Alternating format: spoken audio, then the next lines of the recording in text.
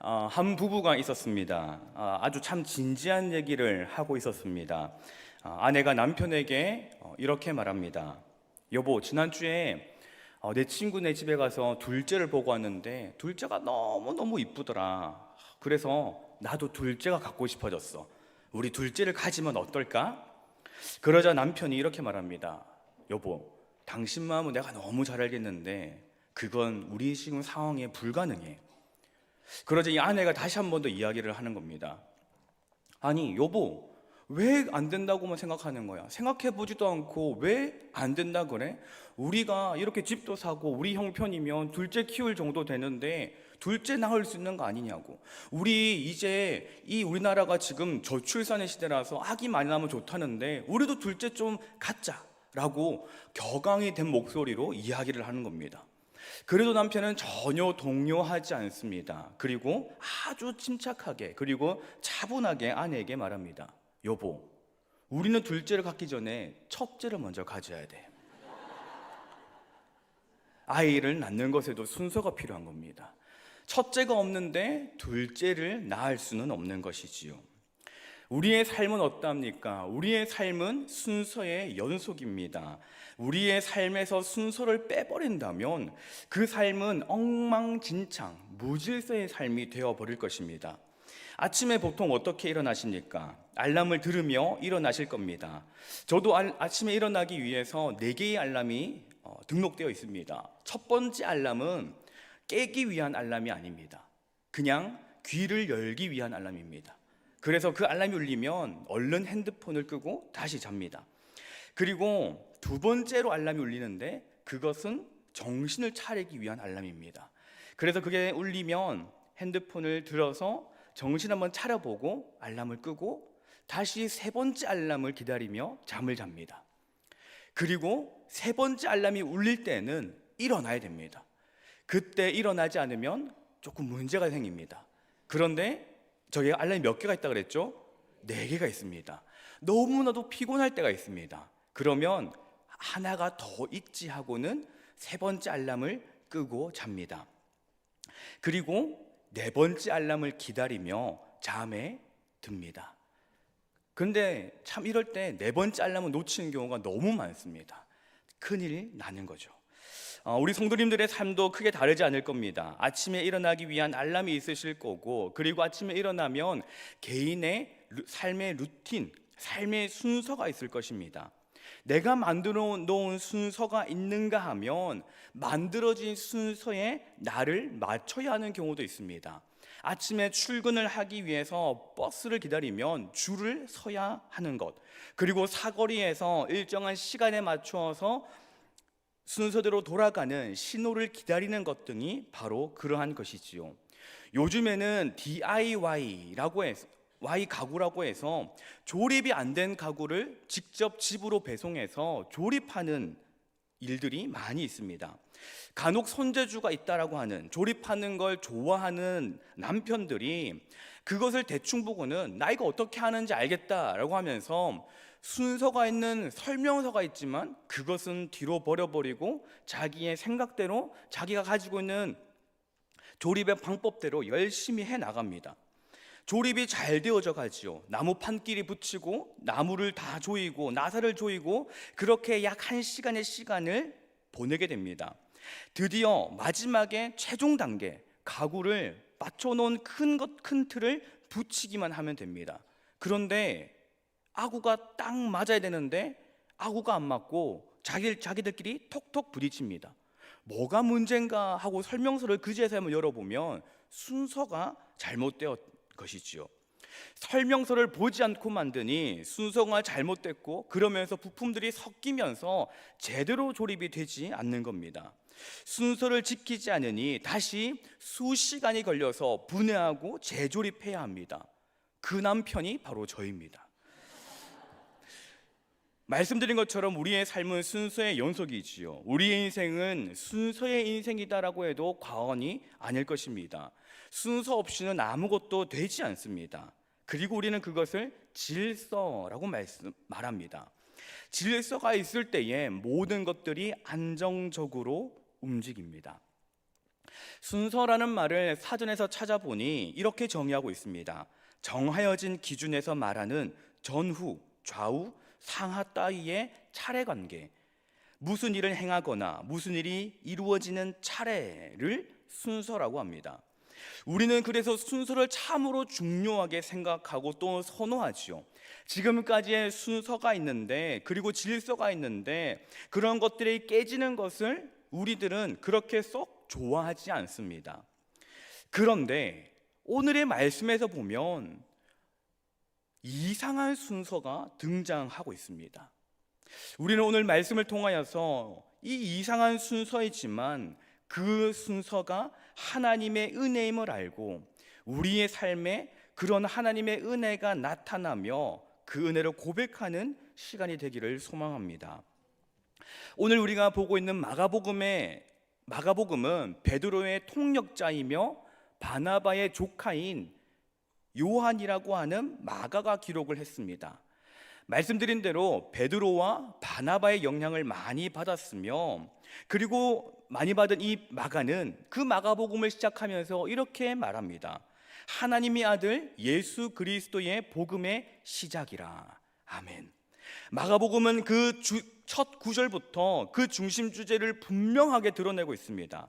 마가복음이 하나님의 아들이시고 그리스도이신 예수님에 관한 책이며, 마가복음을 읽는 사람들로 하여금 예수님이 누구신가 하는 것에 의도적으로 초점을 맞추고 있는 것이지요. 또한 1절에 등장하고 있는 그 복음이라는 단어는 단순히 좋은 소식이라는 것을 넘어서서 황제의 탄생, 세계 역사를 바꾸고 세계 역사를 달라지게 할 획기적인 사건을 가리키고 있는 것입니다. 그리고 그 사건의 중심에 예수 그리스도가 계시며, 예수 그리스도의 말씀을 읽고 듣는 모든 사람의 인생을 바꿀 만한 파급력이 있음을 선포하고 있는 것입니다.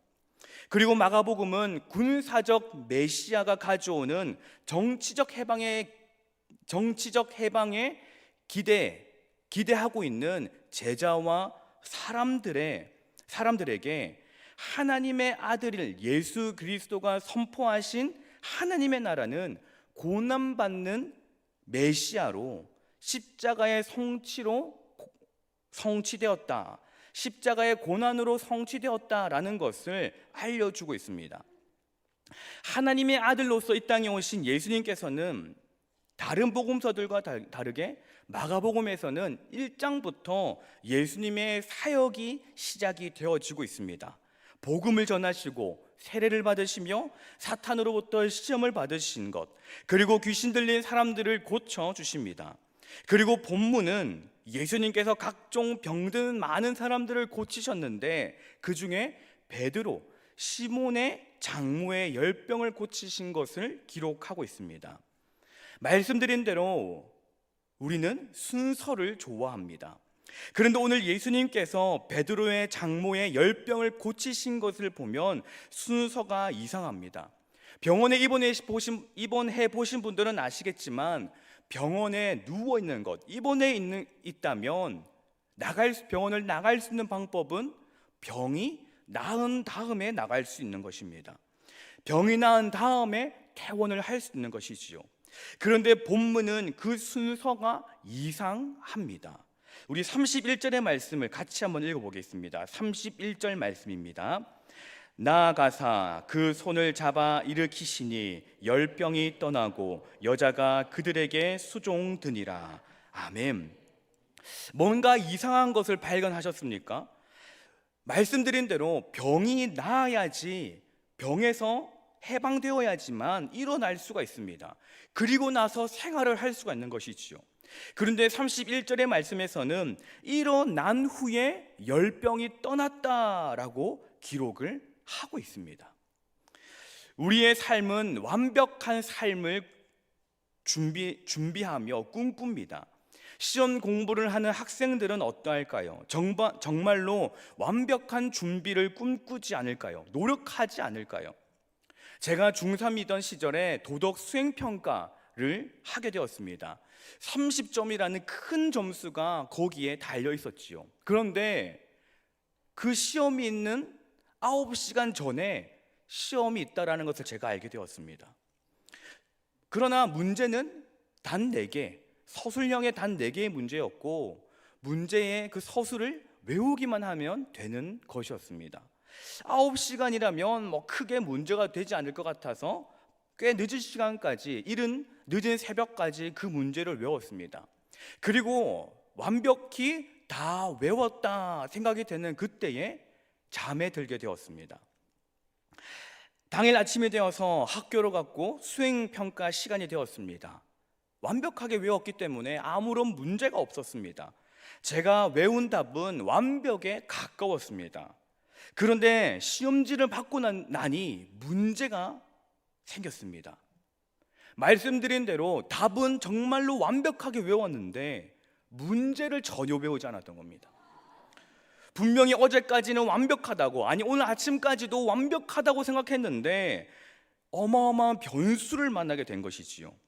시험지를 아무리 봐도, 문제를 아무리 읽어봐도 내가 외운 답을 어디다가 써야 될지를 모르겠는 겁니다. 그냥 빈종이로 내기에는 그러니 혹시나 답을 다 써놓으면 선생님이 인정의 점수라도 주시지 않을까라고 생각을 해서 답은 다 적어서 냈습니다. 그리고 다음 날 마침 또 저희 담임 선생님이 도덕 선생님이셨습니다. 선생님이 아침에 학교에서 학생들의 이름을 부르면서 그 시험 문제 정답을, 점수를 불려주시는 겁니다. 이름 한 명 한 명을 부르며 점수를 알려주시는데 드디어 김사명의 시간이 되었습니다. 말씀드린 대로 답은 다 외웠습니다. 이제는 바라기는 내가 쓴 문제가, 답이 문제와 잘 맞는 것, 그것만 되면 되는 겁니다. 선생님이 김사명 부르십니다. 그리고는 빵점이라고 하셨습니다. 믿기지가 않아서, 그래도 학창시절 꽤 공부를 잘했거든요. 믿기지가 않아서 예? 하니 괜히 그 예를 했는지 선생님이 김사명 너 빵점이라고 그 얘기를 한 번 더 들었습니다. 나중에 보니까 시험 문제에 1번에는 2번 답, 2번에는 뭐 4번 답 이렇게 막 왔다 갔다 적어놨더라고요. 우리는 완벽한 준비를 꿈꾸지만 아무리 노력해도 완벽할 수는 없습니다. 그리고 스스로가 완벽하다라고, 완벽한 준비를 했다 하더라도 이 정도면 문제가 없을 거다라고 생각을 해도 변수를 만나서 무너질 때가 있는 것이지요. 우리는 또한 완벽한 믿음을 꿈꿉니다. 그래서 우리는 나름대로 열심히 예배도 드리고 봉사하고 기도하며 찬양하며 교회의 모든 일들에 열심히 참여합니다. 그런데 완벽한 믿음이 어디 완벽한 믿음입니까? 문제 없을 것 같은 나의 믿음에 내가 생각하지도 못한, 정말 생각하지도 못한 일들을 만나면 무너지지 않습니까? 그래서 믿음 생활에서는 순서가 먼저가 아닙니다. 오늘 본문 속 베드로의 장모는 일어날 준비가 전혀 되어 있지 않았습니다. 베드로의 장모가 원하는 것, 그리고 주변의 사람들이 원하는 것은 먼저 그 열병이 낫는 겁니다. 당시의 열병은 아주 힘든, 아주 위험한 열병이었습니다. 같은 사건을 기록하고 있는 누가복음에서도 이 장모의 열병이 중하다라고 기록을 하고 있습니다. 열이 너무 고열이 나서 몸을 움직이지도 못할 그러한 상황이라는 것이지요. 그렇다면 몸이 낫는 것이 먼저이지 않겠습니까? 그것이 순서이지 않겠습니까? 그래서 예수님께서 그 집에 들어오셨을 때에도 예수님을 보지 않으려고 했을지도 모릅니다. 그리고 실제로 30절의 말씀을 보면 베드로의 장모의 집에 예수님께서 들어오셨지만 베드로도 예수님에게 그 장모의 열병에 대하여서 언급하지 않습니다. 오히려 주변에 있는 다른 사람들이 예수님께 그 열병을 봐달라고 말하고 있는 것이지요. 왜 베드로가 예수님께 장모의 열병에 대하여서 말씀드리지 않았을까요? 이유는 단순합니다. 준비가 되어 있지 않았기 때문이지요. 예수님께서 집에 들어오신다면 그래도 우리가 준비를 하고 맞아드리고 수종을 드는 그런 일들이 있어야 되는데 열병으로 누워만 있으니 무엇을 할 수가 있겠습니까? 베드로도 장모도 자신들의 생각에 자신들은 예수님을 위하여 아무것도 할 수 없다라고 생각을 했습니다. 열병은 아직 있으니 일어날 준비가 되어 있지 않다라고 생각한 것이지요. 그때 베드로의 장모에게 예수님께서 가셨습니다. 그리고 예수님이 그녀의 손을 잡으셨습니다. 그리고 그녀도 예수님의 손을 잡았습니다. 아무런 준비가 되어 있지 않을 그때에, 일어날 준비가 되어 있지 않은 그때에 예수님의 손을 붙잡았습니다. 그리고 그때에 열병은 떠나가고 그녀는 온전하여졌습니다. 우리는 완벽해야 한다라고 생각을 합니다. 성도는 완벽하게 믿음이 준비되어야 한다라고 생각을 합니다. 적어도 완벽에 가까운 믿음을 준비해야 한다라고 생각을 합니다. 성도가 완벽하다라는 것은 무엇일까요? 죄가 없다라는 것이 아니겠습니까? 그러나 우리는 그럴 수 없는 존재입니다. 사도 요한은 요한 1서에서 이렇게 말합니다. 만일 우리가 죄가 없다고 말하면 스스로 속이고 또 진리가 우리 속에 있지 아니할 것이요 라고 말합니다. 성도는 완벽한 존재가 아니지요. 성도가 완벽한 존재여야 했다면, 적어도 성도가 완벽에 가까운 존재여야 했다면 사도 바울도 고린도 교회 성도들을 향하여서 성도라고 부르지 않았을 것입니다. 성도는 완벽하지 않아도 됩니다. 왜냐하면 우리에게는 이상한 순서의 은혜가 있기 때문입니다. 스스로가 완벽하게 준비가 되어 있다고 생각이 들 때에도, 아니 완벽하게 준비를 하지 못했을 때에도 우리에게 있어서 가장 중요한 것은 다른 것들을 준비하는 것이 아니라 예수님의 손을 붙잡는 것, 주님을 의지하는 것이 먼저입니다. 오늘과 같이 맑고 쾌청한 날, 하나님은 노아에게 산 위에 배를 만들라고 하셨습니다. 노아에게 준비된 것이 무엇이 있습니까? 아무것도 없었습니다. 산 위에 배를 만들라는 하나님의 그 말씀도 이해가 되지 않았을 것입니다. 그러나 노아는 순서를 따지지 않습니다. 창세기 6장 22절 말씀에 이렇게 말씀합니다. 노아가 그와 같이 하여 하나님이 자기에게 명하신 대로 다 준행하였더라. 아멘. 노아는 하나님의 말씀하신 것에 준비를 하고 다른 것을 한 것이 아니라 먼저 하나님을 의지함을 보여주고 있습니다. 갈대아 우르에서 살고 있던 아브람을 하나님께서 부르시지요. 너는 너의 고향과 친척과 아버지의 집을 떠나 내가 너에게 보여줄 땅으로 가라 하십니다. 아브람은 그전까지 갈대아 우르를 떠날 생각이 전혀 없었습니다.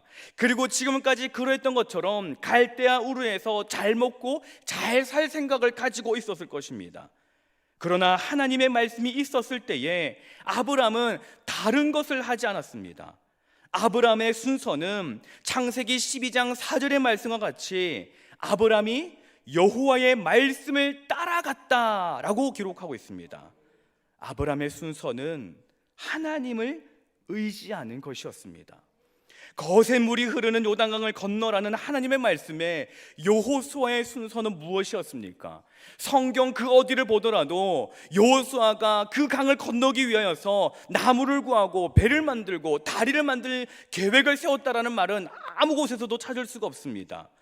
여호수아의 순서는 아침에 일찍 일어나서 말씀을 행하는 것, 하나님을 의지하는 것이었습니다.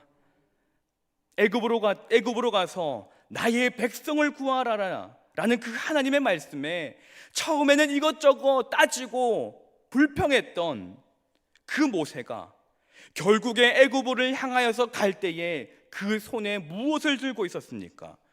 출애굽기 4장 20절 말씀에 보면 모세가 하나님의 지팡이를 손에 잡았더라 말씀합니다. 우리는 하나님 앞에 서기 위해, 하나님의 일을 하기 위해 자격이 필요하다라고 생각을 합니다. 내가 무엇인가 준비되어야 한다라고 생각을 하는 것이지요. 그러나 하나님은 우리에게 완벽을 요구하지 않으십니다. 완벽한 준비가 되어서 하나님을 찾기를 바라지를 않으십니다.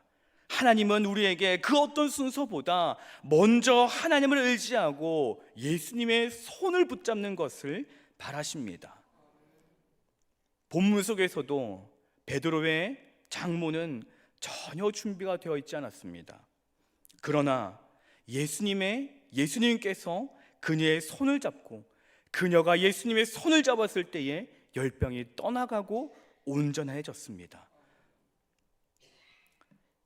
이는 우리 각자가 가지고 있는 그 열병을 가지고 주님께 나아가라라는 것입니다. 나에게 있는 그 열병, 마음이든지 생각이든지 육신의 병이라든지 그 어떤 것이 되었던지 간에 그것을 먼저 해결하고 주님께 나아가는 것이 아니라 그것을 가지고 주님께로 나아가라라는 것입니다. 그리고 그것을 가지고 주님께 나아갈 때에 장모의 열병이 나은 것처럼 우리의 열병 또한 사라지게 될 것입니다. 처음 예수를 믿으실 때 어떻게 예수를 믿으셨습니까?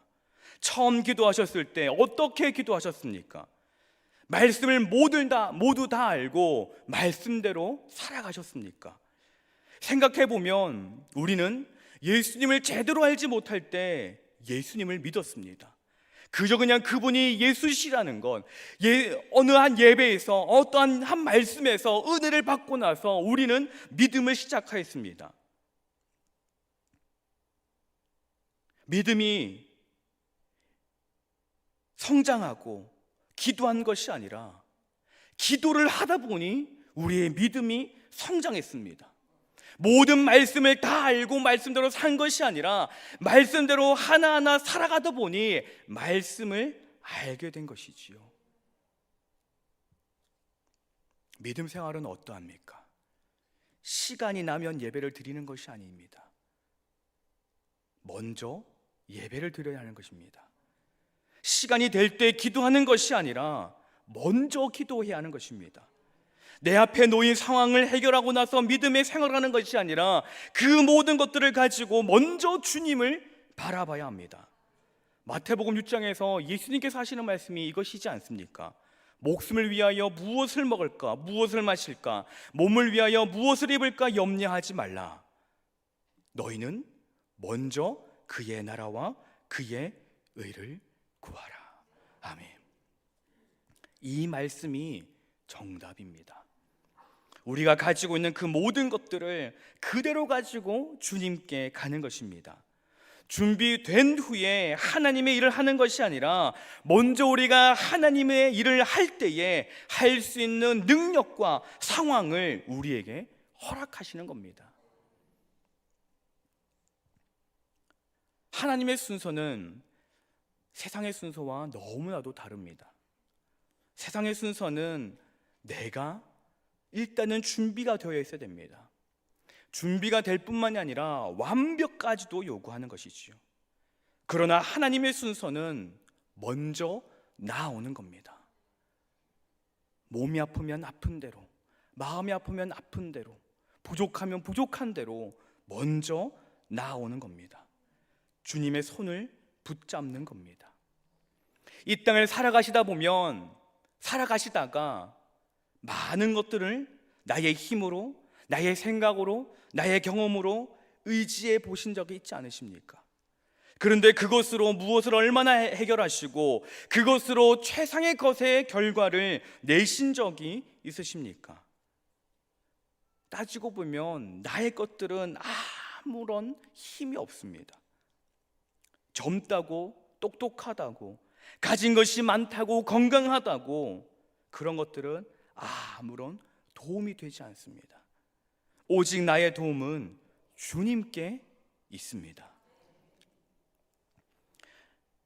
이 세상을 살아가는 동안에 나의 힘을 의지할 수 없으니 기도하고 낙심하지 말 것은 주께서 참 소망이 되심이라. 주의 길을 걸어가는 동안에 세상의 것 의지할 수 없으니 감사하고 낙심하지 말 것은 주께서 참 기쁨이 되심이라. 아멘. 우리가 이 세상을 살아가고 주님의 길을 걸어갈 동안에는 나의 힘을 세상의 것을 의지하지 아니하고 먼저 기도하고 먼저 감사할 때, 먼저 주님을 의지하고 주님의 손을 붙잡을 때 그 주님이 참 소망이 되어주시고 참 기쁨이 되어주십니다. 그리고 그렇게 될 때에 놀라운 역사가 일어납니다. 하나님의 꿈이 나의 비전이 되고 예수님의 성품이 나의 인격이 되고 성령님의 권능이 나의 능력이 되길, 이것이 이루어지는 것입니다. 먼저 우리는 주님을 구하는 인생이 되어야 합니다. 우리는 먼저 주님을 붙잡아야 됩니다. 내 것을 해결하고 나가는 것이 아니라, 내 것을 먼저 다 털어버리고 나가는 것이 아니라, 우리의 주님을 붙잡으며 주님의 손을 붙들고 주님을 의지하며 먼저 주님께 나아가야 합니다. 덜 준비되었을 때에 더 큰 은혜가 준비되어 있습니다.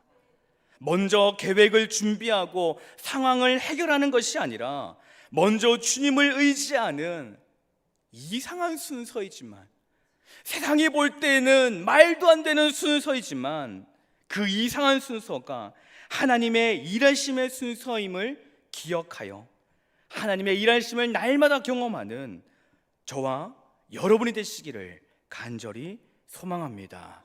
기도하겠습니다. 사랑과 내가 풍성하신 하나님 아버지, 오늘도 이른 아침부터 저녁 시간까지 우리와 함께 하신 하나님을 찬양합니다. 이 세상을 살아가다 보면 참으로 많은 일들이 우리에게 있습니다.